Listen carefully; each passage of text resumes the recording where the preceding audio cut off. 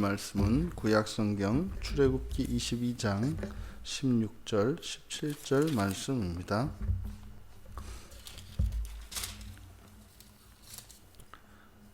우리 같이 한 목소리로 함께 읽겠습니다.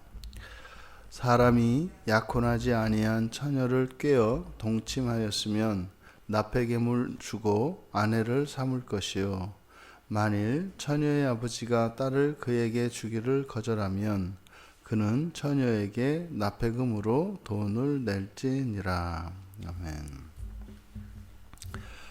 처녀의 순결에 관한 부분입니다. 혼인한 경우에 이 동침은 부부간의 거룩하고 순결한 의무요 권리가 됩니다. 하지만 결혼하지 아니한 처녀의 경우에는 이것은 이제 이렇게 동침을 한 경우에는 그것에 대해서 납폐금을 내야 하고, 그리고 그 아내를 그 처녀를 아내로 삼아야 한다라고 이렇게 규정하고 있습니다. 근데 이것이 이제 후에 가면 이런 경우에 혼인하기 전에 동침을 하여서 납폐금을 주고 혼인한 경우, 이 경우에는 절대로 헤어질 수가 없습니다. 그래서 이렇게 처녀의 순결을 지켜주도록 이렇게 강조하고 있는 이 법, 이것은 또 그 반대로 여성을 보호하는 것 같지만 또 한편으로는 그것이 오히려 더 큰 고통이 될 수도 있죠. 왜냐하면 원하지 않는 결혼을 해야 되는 이런 일들이 일어날 수 있기 때문입니다. 그래서 그런 경우라 하더라도 처녀의 아버지가 그 혼인에 대해서 결정할 수 있는 권리를 가지고 있습니다. 그러니까 그것은 또 이제 딸이 원하지 않을 경우 그 아버지가 보내지 않을 수 있는 것이죠. 그래서 그 경우에 납폐금만 지불을 하고, 또 그 처녀의 아버지는 결혼을, 그 혼인을 거부할 수 있습니다. 사실상 이 고대에 이렇게 여성의 어떤 면에서 보면 여성의 성에 대한 이런 보호를 하는 그런 측면에서 이 법을 살펴볼 수 있습니다만, 또 한편으로는 사실 여성들을 재산으로 취급하고 있다고 하는 사실입니다. 사람을 재산으로 취급한다라고 하는 것이 한편에서는 사람의 인권을 모독하는 그런 의미로 받아들여지기도 합니다만, 실제로 우리들의 실상, 우리의 현실에서 일어나는 사람에 대한 사람들의 그런 인식이 어떤 경우에는 이런 재산만도 못하게 취급을 받는 이런 경우도 있다는 것을 우리가 인정하지 않을 수 없습니다. 그래서 사실 여성에 대해서, 여성의 그 순결에 대해서, 육체적 순결에 대해서 이렇게 법으로 규정하고 있는 이런 부분은 단순히 이것은 어떤 육체적 순결, 이 성윤리에 관한 또 그런 이런 여성을 보호하기 위한, 또 그런 일이 일어나지 못하도록 하기 위한 어떤 제도적 장치로서의 어떤 법이라고 하는 측면이 분명히 있습니다만, 이것이 신약적으로는 무슨 의미가 있을까? 사실상 이 처녀가 상징하는, 그리고 동침과 이 혼인이라고 하는 이것이 성경 안에서는 하나님과 하나님의 백성, 이것은 이제 신약의 시대에 교회와 성도가 이제 거기에 해당이 될 것인데, 바로 이 육체적 순결이 이렇게 지향하고 있는, 목표하고 있는 바는 바로 하나님과의 영적 관계에 이것은 밀접하게 관련이 되어 있다는 것입니다. 그러면 하나님의 백성들이 이제 성경에서 여러 가지 이제 비유로 비유되어지는데 그 중에 하나가 이제 신부입니다. 그러면 하나님의 신부로 불리워지는 하나님의 백성들, 교회, 이것은 반드시 순결이 지켜져야 할 것을 지금 이 법을 통해서 우리가 또한 알 수 있습니다. 그러면 성도에게 하나님의 백성이 된 거룩한 이 백성들에게 요구되어지는 이 순결은 단순히 당사자에게 순결을 요구할 뿐만 아니라 그 어느 누구도 신부될 자의 그 순결을 방해하는 것에 대해서 적극적으로 금하고 있다라고 하는 것입니다. 우리가 예수를 믿고 신앙생활을 하면서 예수를 믿는 그리스도인들의 이런 영적인 순결을 방해하는 이런 사단 마귀의 시험과 유혹들, 이런 것들에 대해서 철저하게 하나님께서 금하고 있다는 사실입니다. 사실 에덴 동산에서 하와를 꼬드겼던 그것은 물론 사단에게 자유의지가 있기 때문에 그걸 꼬드길 수 있는 그런 자유가 있습니다.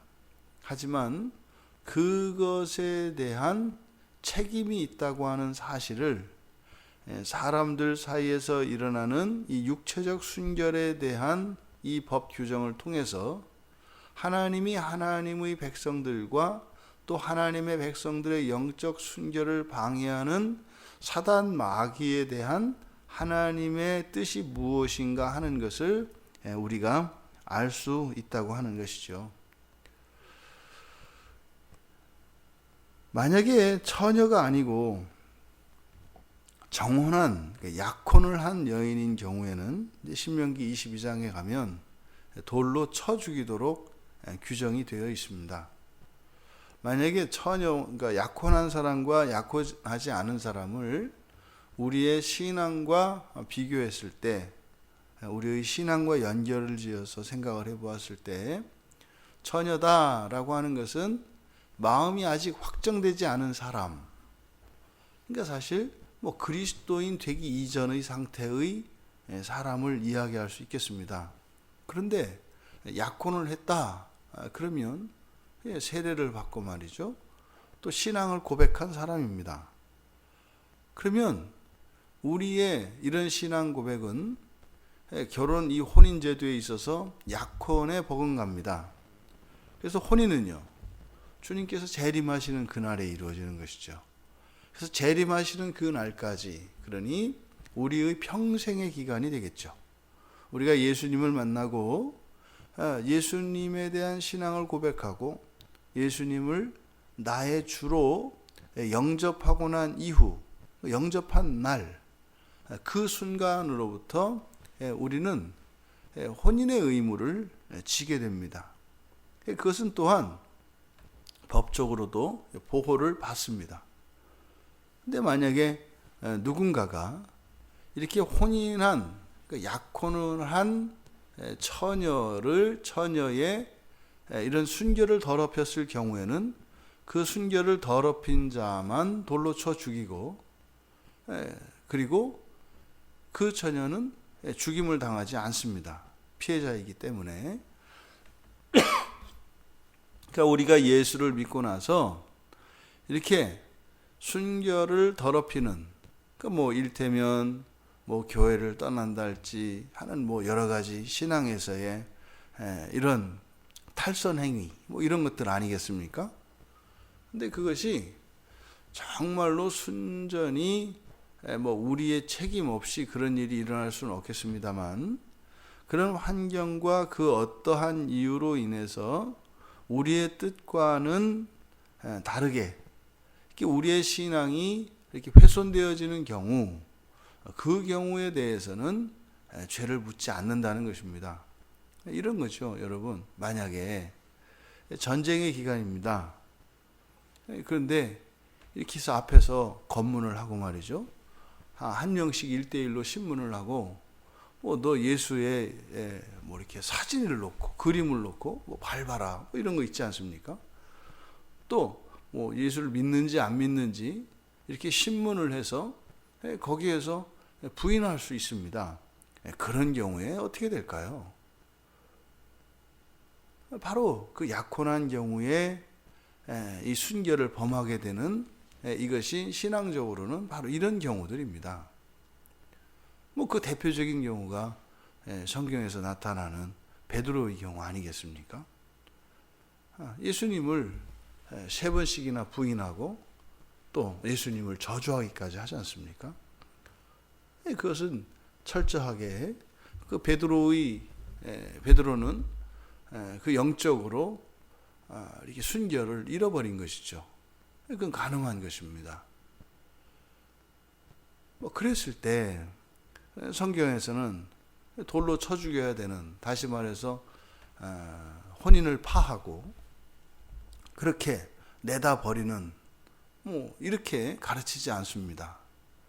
그러니 약혼한 경우에 강화되어지는 그 처벌, 물론 약혼한 처녀가 자발적으로 동침을 한 경우, 이 경우에는 똑같이 돌로 쳐서 죽임을 당합니다. 모든 성도들은 혼인잔치를 위해서 오시는 예수 그리스도의 재림의 날을 기다려야 합니다. 그때까지는 우리의 신앙의 순결을, 또 우리의 영적인 순결을 지키며 살아가야 하는 것이죠. 그것이 이렇게 자발적이냐 그렇지 않느냐에 따라서 그 결과는 어마어마하게 차이가 난다고 하는 것입니다. 우리에게 자유의지가 있고 얼마든지 우리가 우리의 신앙생활을 어떻게 할 것인지 결정할 수 있습니다. 하지만 성경은 거기에 대하여 분명히 책임을 져야 한다고 하는 사실을 우리에게 가르쳐주고 있습니다. 그것은 바꿔 말하면요, 바로 이 세상의 모든 사람들인 처녀는 모든 사람들이거든요. 그들에 대한 주님의 보호, 또 이 혼인 제도를 통해서 주님께서 지시게 되는 책임이 있습니다. 우리가 혼인을 했을 경우에 우리를, 이 땅에 살아가는 사람을 주님께서 주님의 신부로 삼으셨을 때에 그 신부에 대한 절대적인 보호가 있습니다. 혼인 이전의 약혼한 처녀에게도 만약에 동침을 하였다면 그것에 대해서 납폐금을 물도록 되어 있습니다. 그것은 반드시 책임을 져야 한다는 것이죠. 그렇다면 신랑 되신 우리 주 예수 그리스도께서는 어떠하겠습니까? 우리의 신앙 고백에 의해서 주님과 이 혼인, 그 약혼이 되어지는 것인데, 그것에 대한 주님의 보호, 그리고 주님의 약속이 있는 것이죠. 그것이 잘 나타나 있는 것이 이제 요셉과 마리아의 경우입니다. 예수님의 육친의 모친인 마리아, 그리고 아버지인 요셉 사이에 일어났던 일을 우리는 기억하고 있습니다. 요셉은 마리아를 취한 적이 없습니다. 하지만 아이를 가졌죠. 그러면 우리가 인간 사회에서 일어나는 일상적인 자연 섭리 안에서 일어나는 일로 보면 마리아는 순결을 더럽힌 것입니다. 사실 그것은 우리들의 모습이죠. 죄인된 모습이죠. 하지만 그것을 요셉이 버리지 않습니다. 그런 마리아, 그러니까 인간적으로 보면, 인간적인 관점에서 보면 분명히 육체를 더럽힌 여인과 같은 마리아를 아내로 삼습니다. 또 구약의 경우에는 호세아의 경우를 우리가 생각할 수 있는데, 그렇게 남편을 떠나서 간음한 그 고매를 끝까지 포기하지 않고 그 호세아가 그 간음한 여인을 아내로 삼는 것을 보게 됩니다. 바로 우리들이 예수님을 믿습니다 라고 하는 이 신앙 고백을 통해서 이루어지는 인간사의 정혼과 같은 이 일, 그것을 책임지시는 것은 바로 주님이시라는 것입니다. 하지만 거기에 예외는 있다는 것이죠. 우리들이 자발적으로, 우리가 의지적으로 이렇게 떠날 수는 있다는 겁니다. 그런데 주님은 끝까지 우리를 포기하지 않으신다는 것이죠. 인간의 혼인관계에서는 이렇게 자발적으로 떠난 경우에 돌로 쳐서 죽이고 그 혼인은 파하게 되어 있습니다. 그러면 이것을 우리의 신앙, 우리의 구원의 문제와 관련하였을 때는 이거는 파기가 되지 않는다 말이죠. 그런데 그 약혼한 자가 그렇게 자발적으로 다른 남자와 간음을 했을 경우에는 돌로 쳐서 죽임을 당한다 그랬어요. 그럼 그것에 대한 반드시 책임은 묻습니다. 하지만 혼인은 파해지지 않습니다. 우리의 더럽혀진 그것들을 반드시 우리는 정화시켜야 되는 과정을 거치게 되는 것이죠. 그것이 살아서이든 죽어서이든 어떤 경우이든지 우리의 더럽혀진 순결에 대해서는 우리가 씻어내야 합니다.